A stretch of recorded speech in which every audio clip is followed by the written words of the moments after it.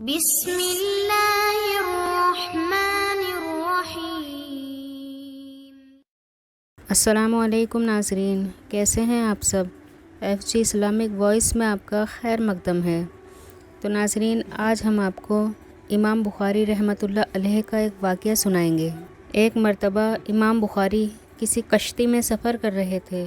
اس وقت ان کے پاس 6000 دینار سے بھری ایک تھیلی تھی۔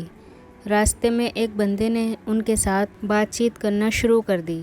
باتوں میں انہوں نے تذکرہ کر دیا کہ میرے پاس اتنی رقم ہے، لیکن وہ بندہ بڑا ہی شاطر انسان تھا۔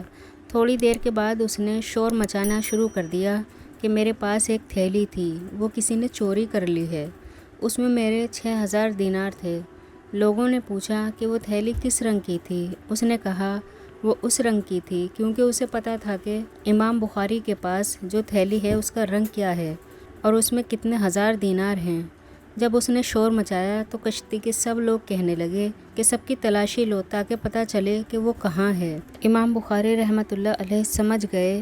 انہوں نے دل ہی دل میں سوچا کہ اگر لوگ تلاشی لیں گے اور میرے پاس انہیں تھیلی مل جائے گی تو مجھے سب لوگ چور سمجھیں گے۔ چنانچہ لوگوں نے کشتی میں سبھی لوگوں کی تلاشی لینا شروع کر دی۔ جب تلاشی لیتے لیتے امام بخاری رحمۃ اللہ علیہ کے پاس آئے اور ان کی تلاشی لی تو ان کے پاس تھیلی نہیں تھی۔ پوری کشتی میں سے تھیلی کسی کے پاس بھی نہ ملی۔ جس بندے نے چوری کا جھوٹا الزام لگایا تھا اس نے اپنے جھوٹی اور بناوٹی پریشانی کا مزید اظہار کیا۔ جب کشتی کنارے پر لگی اور امام بخاری رحمۃ اللہ علیہ آگے چلے تو وہ آدمی آپ کے قریب آیا۔ اس نے حضرت سے معافی مانگی اور کہا، میں بہت شرمندہ ہوں، میں نے آپ کے ساتھ بڑی زیادتی کی ہے، آپ اچھے بندے ہیں، لہٰذا مجھے معاف کر دیں۔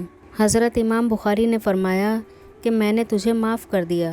پھر اس نے سوال کیا، حضرت آپ نے مجھے معاف تو کر دیا مگر مجھے یہ سمجھ نہیں آیا کہ آپ نے وہ تھیلی چھپائی کہاں تھی؟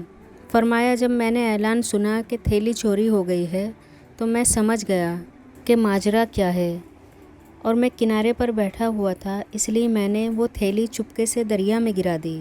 اس شخص نے حیران ہو کر پوچھا، 6000 دینار کی تھیلی دریا میں پھینک دی؟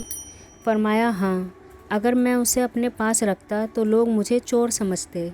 کیا مجھ سے کوئی پھر حدیث کی روایت کرتا؟ اگر میں ایسا نہ کرتا اور چوری کا الزام مجھ پر ثابت ہو جاتا تو میں حدیث پاک کی روایت سے ہمیشہ کے لیے محروم ہو جاتا۔